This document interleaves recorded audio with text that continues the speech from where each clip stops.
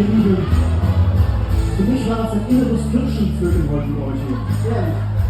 Da komme ich doch gerne nach Erbach wieder bei nächster Gelegenheit. Aber vielleicht nur, wenn wir zum großen Finale noch einmal alles zusammen aufziehen. Kriegen wir das hin mit euch zusammen.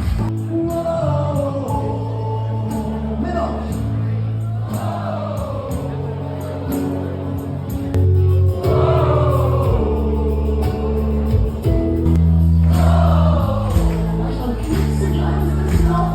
Fantastisch, Männer. Bleibt zu wieder sein, macht richtig gerne, kommt mal richtig voll in die